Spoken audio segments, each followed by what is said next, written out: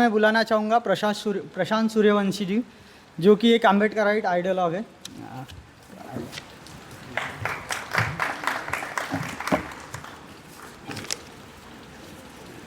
जय भीम साथियों। कल वैशाख पूर्णिमा है, तो कल का दिन बुद्ध के जीवन में बहुत ही अहम दिन माना जाता है। तो उस दिन की मैं आपको सभी को मैत्रीपूर्व शुभकामनाएं देना चाहता हूँ। इस दुनिया में समता, स्वतंत्रता और मित्रत्व, इन तीन चीज़ों को प्रस्थापित करने के लिए जिन जिन महामानवों ने, जिन जिन महामाताओं ने काम किया, मैं उन सभी को नमन करता हूँ। इस यूथ कन्वेंशन में all India independent schedule caste association का ये जो 2 दिवसीय अधिवेशन चल रहा है, इसका आज यूथ अधिवेशन हो रहा है। इसके बीच मैं द ब्लू स्टार रोहित को याद करना चाहूँगा। कल ही मैंने राधिका अम्मा जिसको देखा, मैंने कल पहली बार उनको मिला, तो उनको देखकर समझ में आता है कि रोहित जैसा एक्टिविस्ट कैसा काम करता होगा। उनको देखकर प्रेरणा मिलती है।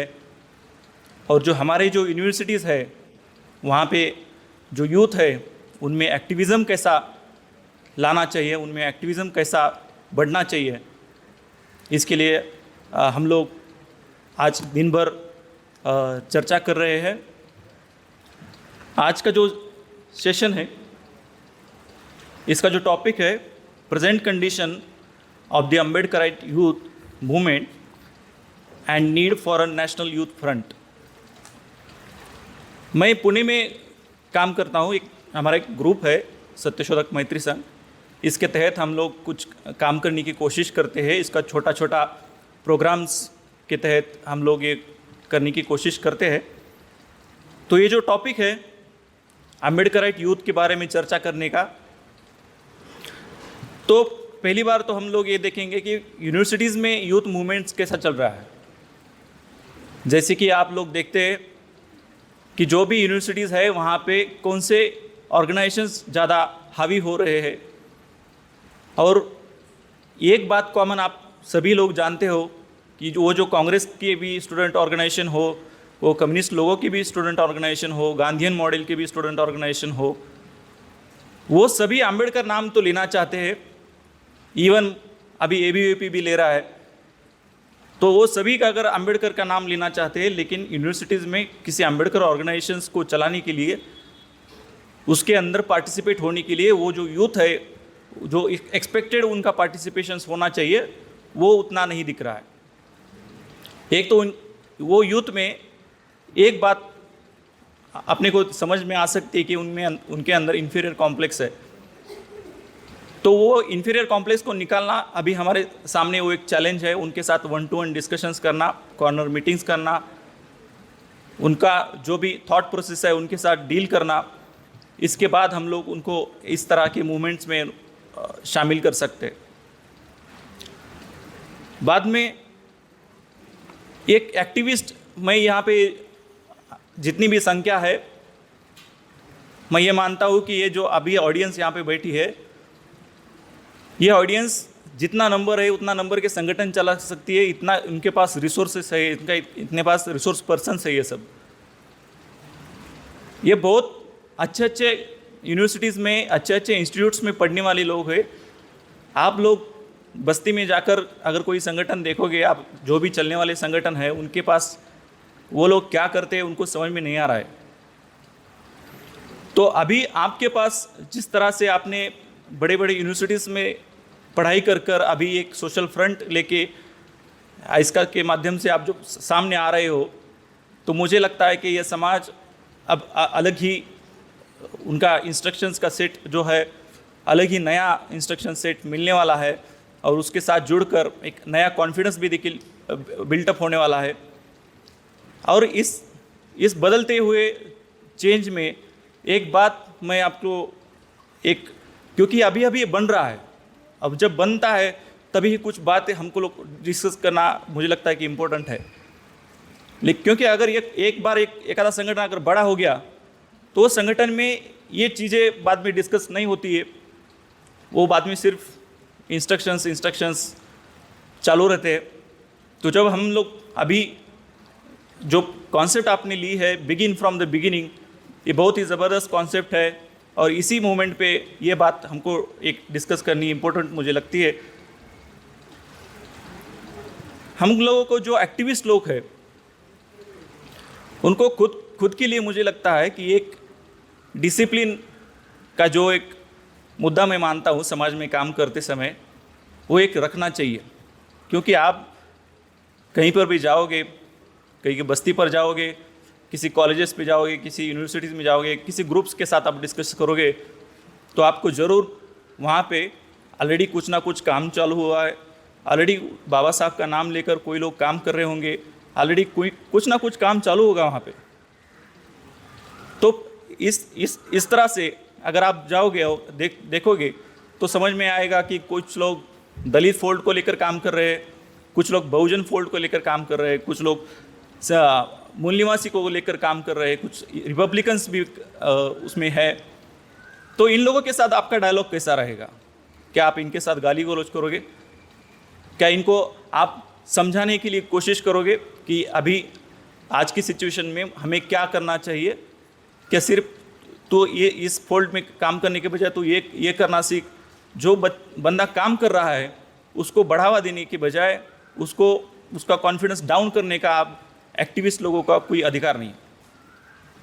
आप उनके साथ आर्ग्यूमेंट कर सकते हो, आप उनके साथ बात कर सकते हो, आपका पॉइंट ऑफ व्यू आप उनके साथ रख सकते हो, लेकिन उसको निगेटिव नहीं कर सकते, नहीं करना चाहिए।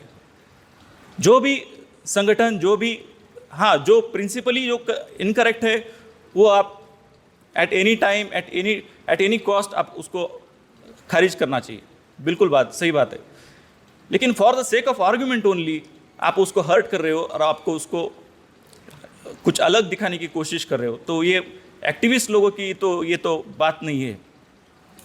तो दूसरा बात मैं ये क्यों कहना चाह रहा हूँ, क्योंकि एनिहिलेशन ऑफ कास्ट में बाबा साहब बात करते हैं सोर्सेस ऑफ पावर की। तो सोर्सेस ऑफ पावर जो है, अभी हमारी मूवमेंट के सोर्सेस ऑफ पावर क्या है वो हमको आइडेंटिफाई करना चाहिए। सोर्सेस ऑफ पावर जो भी है उसमें से यूथ जो एक्टिविस्ट है अभी, वो सभी हमारे सोर्सेस ऑफ पावर है। वो उनको एक माले में कैसा बुना जाए ये हमको देखना है। मुझे लगता है कि आने वाले समय में इसका जैसे राहुल सर जैसे लीडरशिप के अंडर ये जो लोग इंडिविजुअल लेवल पे अभी काम कर रहे हैं उन लोगों को बुनने का काम बिल्कुल सही से होगा। क्योंकि मैंने अभी राहुल सर नहीं है, कल मैं देखा था, कल का जो अधिवेशन था, तो कल के दिन मैं उस हॉल में बैठा था और दोपहर का टाइम ही ऐसा हो गया था, तो शायद राहुल भाई को चाय पीने का तलब हो गया था। तो क्या हुआ कि वहाँ पे कोई दिखा नहीं, तो खुद राहुल भाई 2-4 बार बाहर से अंदर जा रहे थे, कहाँ है वो, कहाँ है।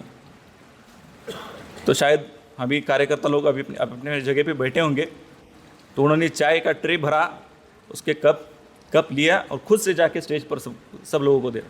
ये किसी संगठन का नेता कभी नहीं कर सकता, ये देखा नहीं हमने। तो ये बहुत छोटी छोटी चीज़ होती है और ये छोटी छोटी चीज़ आपको टीम बनाने में बहुत ज़्यादा काम करती है, टीम बिल्डिंग का काम बनती है। और इसकी वजह से शायद आप जैसे लोग इतना ज़्यादा डिस्टेंस ट्रैवल करके आप पुणे जैसे लोकेशन पे आप आए हो, तो ये उस बात की वो सर्टिफाई करता है कि उनका नेतृत्व आने वाले समय में ये जो इंडिविजुअल लेवल पे अभी काम हो रहा है, मैं तो थोड़ा पर अभी भी मानता हूँ कि इंडिविजुअल लेवल पे जो लोग काम कर रहे हैं उनको करने दीजिए। क्योंकि पिछले 20-25 साल में जो संगठन बड़े बड़े नाम लेकर समाज में काम कर रहे थे, उनके जो एक्टिविस्ट लोगों से आप बात करोगे ना, तो आप खुद डिप्रेशन में चले जाओगे। उनका एक्सपीरियंस बहुत डेंजर है और वो एक्सपीरियंस अगर आप उनके साथ इंटरेक्शन करोगे तो आप जो है ना, तो आप नया जो काम कर रहा है उसको भी आप काम नहीं करने देंगे।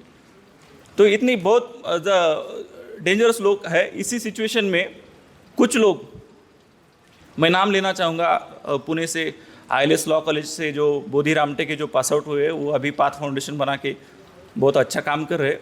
इंडिविजुअल लेवल पे जो फाउंडेशंस बन रहे हैं उनको काम करने दीजिए। उसी तरह से विदर्भ रीजन में जो नालंदा डिजिटल एकेडमी है, उससे शायद अभी स्वप्निल हमारे साथ है, तो इस तरह से उनके इंस्टीट्यूट से जो आउटपुट निकल रहा है वो भी बहुत ज़्यादा, एक संगठन से ज़्यादा आउटपुट उस इंडिविजुअल इंस्टीट्यूट में से निकल रहे हैं। उसी तरह से एकलव्य काम कर रहा है। तो ये जो छोटे छोटे इंडिविजुअल ग्रुप्स जो काम कर रहे हैं उनको भी काम करने दीजिए। जब तक ये इनलाइन है तब तक हमें कोई उनके साथ बहस करने की ज़रूरत नहीं है।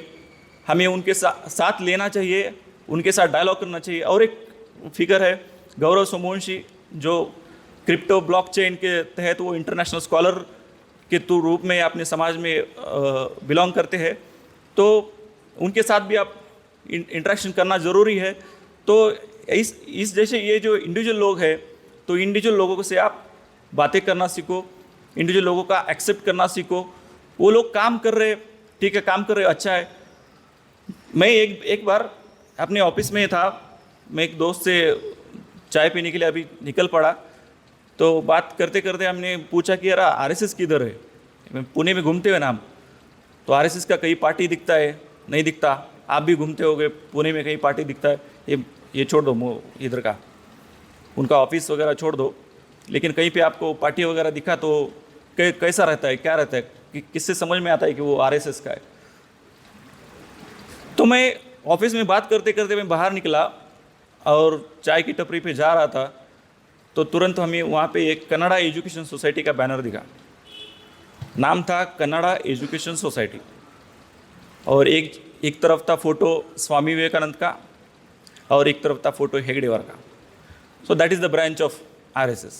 वो ये जो इनका जो नेटवर्क है, ये लोग इस तरह से काम कर रहे हैं। इसका भी अगर बहुत बड़ा संगठन बनना चाहता है, बिल्कुल बने। जो भी बड़ा बनना चाहते हैं बिल्कुल बने, लेकिन उसका जो नींव है वो इंस्टीट्यूशनल बेस का जो फाउंडेशंस है वो उसका नींव होना चाहिए। मैं लातूर से बिलोंग करता हूँ, और लातूर का एक फेमस हॉस्पिटल है विवेकानंद हॉस्पिटल। कोई मराठवाड़ा रीजन से है तो उनको शायद पता होगा। विवेकानंद हॉस्पिटल का जो डॉक्टर कुकड़े चलाता है वो RSS का एक्टिविस्ट था। हम लोग वहाँ पे इतने बड़े हो गए, लेकिन कभी तक हमको पता नहीं चला कि वो क्या काम करता है, क्या नहीं करता। लेकिन उसको इतना बड़ा अवार्ड भी दे दिया गवर्नमेंट ऑफ इंडिया ने। तो वो जो लातूर के जो लोग हैं ना, जो एक्टिविस्ट वहाँ पे चलते, तो भालचंद्र ब्लड बैंक नाम का ब्लड बैंक है लातूर में, वो ब्लड बैंक भी चलाते हैं, और उसके ऊपर एक हॉल है, और मूवमेंट के सभी वर्ग के लोग उस हॉल में जाके कार्यक्रम लेते हैं। लेकिन हम लोग ऐसी मूवमेंट चलाते हैं कि हमारे मूवमेंट का खुद का एक कभी हॉल दिखा नहीं। अभी हम जिस प्रीमाइसिस में अभी घूम रहे हो, उस तरह का इंस्टीट्यूट भी हमें कभी हमारे मूवमेंट ने पैदा नहीं कर पाया। तो ये बात अभी कोसने की नहीं है, ये बात तो सही है। अभी ये किसी को कोसते मत बैठो, ये आपने नहीं किया, डमका फलाना डमका। अभी करने की बात है, अभी कुछ तो कंस्ट्रक्टिव काम खड़ा करने की बात आई है और हमारे ऊपर आई है। तो हम लोग, मैं बिल्कुल आप लोग से आयस्का को मैं कॉन्ग्रेचुलेट करूंगा, और SRC के तहत जो उन्होंने काम शुरू किया है वो बहुत बढ़िया है। वो शायद एक समाज को आप सोल्यूशन बता रहे हो कि इस तरह से काम करना ज़रूरी है।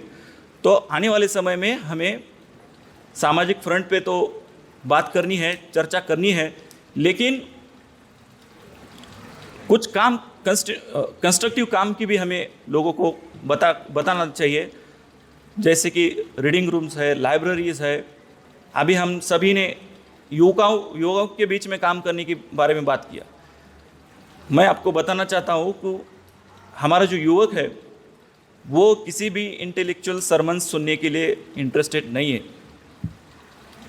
हाँ, अगर आप उसका एजुकेशन जो बन रहा है, वो जो एजुकेशन जो पढ़ रहा है, वो पढ़ते समय अगर आप कुछ उसको असिस्ट करने का अगर प्रोग्राम बनाते हो, तो शायद वो आपकी बात सुनने के लिए तैयार होगा। और जैसे वो आपकी बात सुनने के लिए तैयार होगा तो तब आप उसको फीड कर देना, ये इंटेलेक्चुअल प्रोसेस क्या है, थॉट्स क्या है। लेकिन उसको साथ पहला अगर कांटेक्ट करना है तो पहले हम लोगों को टॉप प्रायोरिटी एजुकेशन इस सेक्टर में काम करना चाहिए। जैसे कि मैंने अभी कार्यकर्ताओं के बारे में मैंने अभी बात की। ये जो क्या है, ये जो बोल रहा था कि मैं सभी लोगों को एक्सेप्ट करो, क्योंकि क्या है कि मैंने भी पहले 10-15 साल किसी संगठन में काम किया और कुछ अलग एक्सपेरिमेंट करने के लिए कोशिश करता हूँ, तो एक समझ में आता है कि उस संगठन में मैं काम करता था तो उस संगठन में काम करते समय मैं किन लोगों को गालियाँ देता था, ये समझ में आता है। और मैं आज काम करने के समय मेरी थोड़ी आंखें खुल जाती है कि अरे यार, अपन लोग जो करते थे वो तो थोड़ा गलत था। तो इस प्रोसेस का नाम है ये process of learning.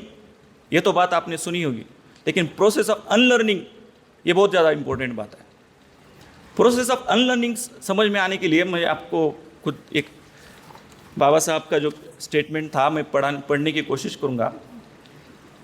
Ralph Waldo immersion का बाबा साहब ने कोट किया है, consistency is the virtue of an ass, it reflects view that clinging to a fixed belief even in the face of new information and or circumstances is a sign of intellectual rigidity rather than strength. He believed responsible thinkers must be willing to reconsider and change their views even if it means appearing inconsistent, as long as it's based on valid reasoning. इसका मतलब science में आप देखते होंगे, science के experiment जो लोग करते हैं, उस मतलब मैं इलेक्ट्रिकल इंजीनियर हूँ तो ओम्स लॉ तो ओम्स ने कब का लिखा है, वो ग्लोबली एक्सेप्टेड है, लेकिन फिर हम डे टू डे बेसिस पे जीवन में हम लोग उसको वेरीफाई करने की कोशिश करते हैं। ये कि क्यों करते हैं? क्योंकि हर रोज़ हम लोग उसको वेरीफाई करते हैं। उसी तरह से मूवमेंट में भी एक रीजनिंग बननी चाहिए।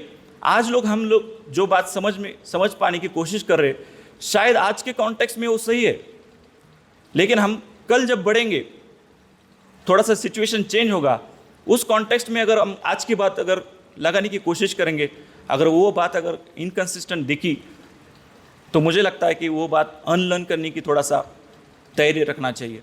तो ये प्रोसेस, ये जो बाबा साहब ने यहाँ पे बताई है, तो ये प्रोसेस ज़्यादा इम्पोर्टेंट है, ख़ास तौर से एक्टिविस्ट लोगों को, जो लोग मल्टीपल ऑर्गेनाइजेशंस में काम करते थे, उन लोगों को अनलर्न करने का ज़्यादा तैयारी करना पड़ेगा। और जो इंस्टीट्यूशनल की बात हुई है, तो इंडिया में मैं एक अम्बेडकर इन लंदन नाम का किताब, जिसमें एक लंदन स्कूल ऑफ इकोनॉमिक्स बनने की प्रोसेस में क्या उनका दायरा रहा है, उनका उसके बनाने की प्रोसेस में क्या उनका स्टैंड रहा है, makers of the London school of economics, उनका क्या स्टैंड था, मैं आपको पढ़ के सुनाने की कोशिश करूँगा। मुझे यहाँ पे मराठी कॉपी मिली है, मैं मराठी में आपको थोड़ा सा बताने की कोशिश करता हूँ। लंडन स्कूल ऑफ इकॉनॉमिक्स के मेकर्स का क्या कहना है। ही संस्था तुम्हाला एका व्यवसायासाठी तयार करणारी आणि तांत्रिक शिक्षण देणारी जागा नव्हे। बघा, ही संस्था एका व्यवसायासाठी तयार करणारी आणि तांत्रिक शिक्षण देणारी जागा नव्हे। ही संस्था तुम्हाला प्रत्येक व्यवसायात उपयुक्त असणाऱ्या गोष्टी देव करेल, ज्याचा वापर करून तुम्ही आयुष्यात अधिकाधिक चांगलं काम करू शकाल। पण जर तुम्ही या संस्थेत शिकून फक्त सुखकर आयुष्य जगण्याचं एक साधन म्हणून पाहत असाल, तर या संस्थेकडून तुम्हाला मिळू शकणारी अधिकतम मूल्य नाहीशी होतील। या संस्थेला शिकण्याचं एक साधन म्हणून पाहायला हवं, ज्याचा वापर करून विज्ञान आणि सभ्यता यांच्या नवनव्या पायऱ्यांकडे आपण मार्गक्रमण करू शकू। ये जो बात लंदन स्कूल ऑफ इकोनॉमिक्स के मेकर्स की है कि ये जो हम लोग आपको जॉब देने के लिए हम लोग ये इंस्टीट्यूट नहीं खोल रहे, हम लोग ये इंस्टीट्यूट्स आपका विकास करने के लिए, नैतिकता के आधार पर समाज का जो पड़ाव है उसको समझने के लिए हम लोग ये इंस्टीट्यूट्स बना रहे। इस धरती पर भारत का जो एग्जिस्टिंग एजुकेशन सिस्टम है वो अभी सिर्फ एग्ज़ाम ओरिएंटेड एजुकेशन सिस्टम है, कॉम्पिटिटिव ओरिएंटेड एग्ज़ाम सिस्टम है। ये जो एजुकेशन सिस्टम है, यहाँ पे मैं अभी हॉस्टल्स में, पुणे के हॉस्टल्स में जाता हूँ, वहाँ से स्टूडेंट्स लोगों को बात करता हूँ, तो उन 100 में से 100 अगर स्टूडेंट्स, अगर मैं यहाँ पे बोलूँ कि वो उनका क्या ऑब्जेक्टिव है, तो 100 में से 100 लोग मुझे लगता है कि वो बात कहेंगे कि वो हम लोग MPSC UPSC करना चाहते हैं। मतलब वो किसी भी स्ट्रीम को ग्रेजुएशन के लिए एडमिशन लेता ही है सिर्फ MPSC UPSC करने के लिए। क्या एमपीएससी यूपीएससी करने वाले लोग बाबा साहब को अभिप्रेत रहे, historians, economist, political scientist, legal के लोग पैदा हो सकते हैं? तो ये बात हमारे लिए एक आज के सेशन के लिए एक बहुत बड़ा चैलेंज बन के खड़ा है। तो मैं आने वाले समय में ये आशा करता हूँ कि एस्का के माध्यम से इस जो अभी लाखों की जन समुदाय में ये जो पब्लिक सर्विसेज का प्रिपरेशन करने वाले लोग हैं, आने वाले समय में ये लोग, हर एक को तो ऑफिसर नहीं बनेगा, हर एक उतना तो वैकेंसी नहीं है गवर्नमेंट में, तो इन लोगों के लिए क्या हम लोग प्लान बना सकता है, इसलिए ये मैं क्वेश्चन यहाँ पे रेज करके मैं अपनी बात यहाँ पे रखता हूँ। मैं all India independent schedule caste association के कार्यकर्ता, खासतौर पे सूरज, दीपाली ताई और सरपे सर और राहुल दादा की मैं बहुत थैंक्स करता हूँ, उन्होंने मुझे यहाँ पे बात करने की अनुमति दी। Thank you so much. जय भीम। धन्यवाद सूर्यवंशी सर।